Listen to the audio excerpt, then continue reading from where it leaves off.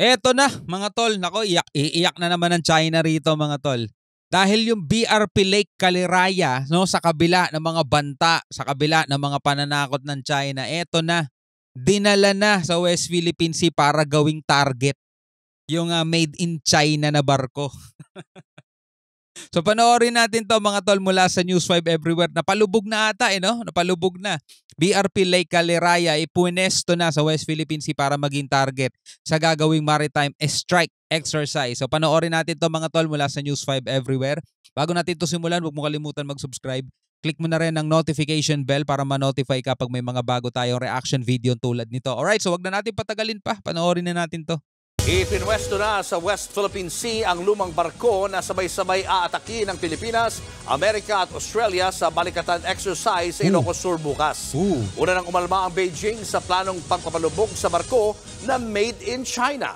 Nasa frontline ng balitang yan si Brian Castillo. Diba? Umalma na sila dyan mga tol nung nabalita pa lang yan.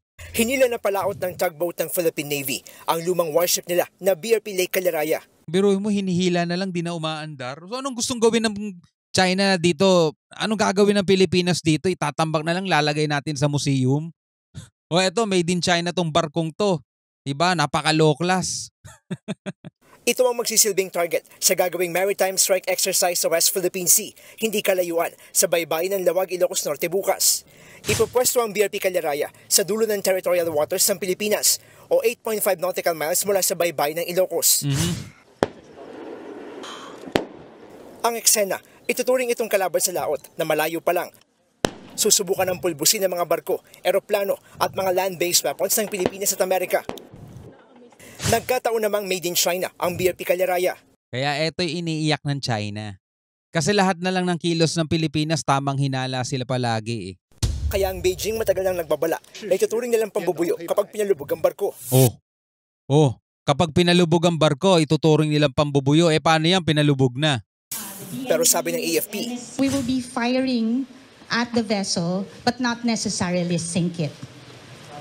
So just simulations po of actual events that gonna come in. Integration daw ng iba't ibang armas ng Pilipinas, US at Australia ang hahasain sa maritime strike exercise bukas. Ibig sabihin hahasain ng kasanayan ng mga sundalo na sabay-sabay umatake sa kalaban. Kailangan asintado sila, parang ganon. Ibig sabihin hahasain ng kasanayan ng mga sundalo na sabay-sabay umatake sa kalaban gamit ang iba't ibang asset at armas. It's not the question kung lumubog. The question should be asked if there was really integration from all these different components during the conduct of exercise. The other platforms will not be able to fire their particular part if at the very first strike, lumubog na kagad yung... Sa May 10 na magtatapos ang balikatan exercise. Ang galing lang din natin talaga magpalamig ng sitwasyon. Hindi nating intensyon palubugin, no? Patitirahin lang natin. Pero kung lumubog yan, lulubog talaga yan. Pero ang China naman, hindi pa tinitigilan ng issue tungkol sa pinasok daw na kasunduan sa kanila ng AFP Western Command kamakailan. Nakapaloob daw sa kasunduan ng bagong modelo kung paanong aayusin ang tensyon sa Ayungin Shoal. Mariin itong pinabulaanan ng AFP. Pati ang Philippine Navy, kinastigo rin ang pahayag na yan ng China. Biruin mo, no? Kung ano-ano pinagsasasabi ng China, wala naman ibang may karapatan na mag-approve sa kung ano man ang kasunduan. Hindi Navy, hindi AFP, hindi Department of Foreign Affairs, hindi DND. Ang tanging may karapatan lang o may kapangyarihan para mag-approve niyan is President lang. President lang ang mag-a-approve niyan. So anong pinagsasasabi nitong China? Daanan ng AFP. Pati ang Philippine Navy, kinastigo rin ang pahayag na yan ng China. I call this zombie stories. Long dead, but yet revived from the grave. Zombie stories ang putek. The best approach for this is to put these stories rightfully where they belong. In the grave. Never to be heard again. Nagbabalita mula sa frontline. Alright. Ito panoorin natin na matagumpay na maritime strike. So ito mula naman to sa PTV Philippines, no? Yung maritime strike matagumpay na naisagawa ng Pilipinas at US sa ilalim ng Balikatan 2024, no? Sa kabila ng banta at pananakot ng China. Eto mga tol, matagumpay na sa pool. Sa pool mga kapatid, ang isang barkong target nila mga tol. BRP Kaliraya, made in China na barko. Panoorin natin to mga tol. Nagsagawa ngayong araw ang Pilipinas at Estados Unidos ng maritime strike bilang bahagi ng balikatan exercises. Dito ay ginamit ng dalawang bansa ang kani-kanilang naval, aerial at ground assets para sa nasabing pagsasanay. Si Patrick De Jesus sa sentro ng Balita Live. Audrey, magkakasama ng pinunteriya ng mga naval, aerial at ground assets ng Pilipinas at Amerika ang isang target na barko sa maritime or sa maritime strike exercise ng balikatan ngayong araw dito sa probinsya ng Lawag. Ito ay ang BRP Lake Kaliraya. Naku po, iyak na China rito. Ito yung BRP Lake Kaliraya. Tingnan natin mga tol kung paano tamaan. Ng Lawag.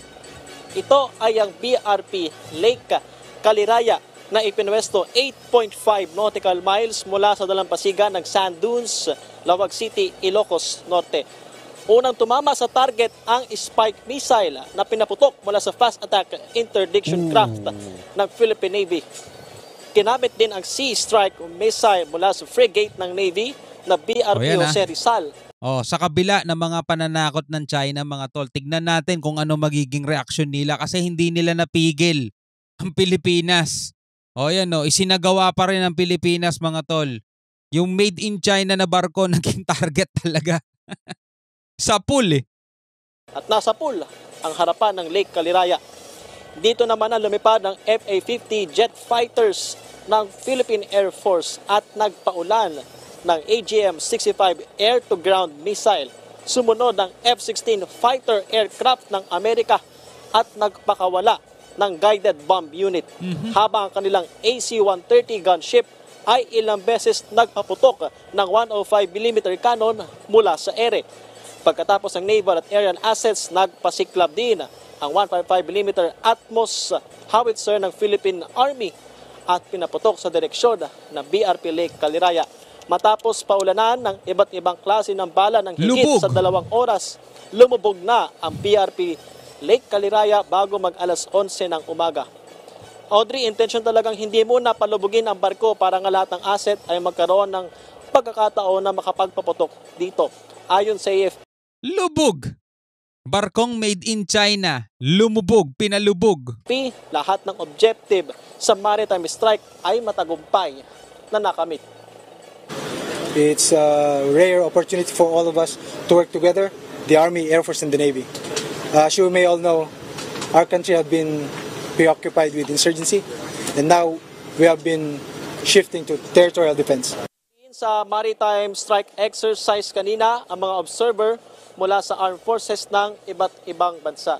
Samantala, Audrey, nagkaroon ng ugnayan ang DNR at AFP patungkol nga sa maritime strike exercise kanina. Tinatayang nasa 1,000 feet na lulubog itong BRP Lake Kaliraya na wala naman na magiging peligro sa tao at pwede pa nga raw maging tahanan o artificial na tahanan ng mga isda. Audrey? Okay, Patrick, mas advance yung mga kagamitang pandigma ng mga Amerikano, ng mga sundalo. Sa iyong obserbasyon, nakakasabay naman ba yung ating mga kagamitang pandigma at maging yung ating mga personnel? Yes, Audrey, yan nga yung layunin ng balikatan na magkaroon ng pagsasanay ang Pilipinas at Amerika at matuto nga sa isa't isa. So sa ating pag-cover sa balikatan, nakita naman natin na yung lakas ng kapabilidad ng ating Armed Forces of the Philippines at yung ating mga sundalo ay mayroong natututunan sa mga Amerikano. Pero hindi lang ganung senaryo, Audrey. Mati yung mga Amerikano, actually mayroon din silang natututunan sa atin na tinawag pa nga nilang resilient. Audrey. Maraming salamat. Alright mga kapatid, ikaw bilang isang Pilipino, ano ang masasabi mo rito? Sa kabila ng patuloy na pananakot ng China mga tol ay hindi nagpapigil ang Pilipinas, pinalubog ang isang barkong made in China mga tol. Well, wala namang kinalaman kasi yun talaga. Nagkataon lang. Eh ano gagawin pa natin sa barko? Hindi naman na umaandar. Diba? O edi napakinabangan siya sa pamamagitan, naging target practice niya. Alright, so hanggang sa muli, ako nga pala si Shobaldi. Peace out.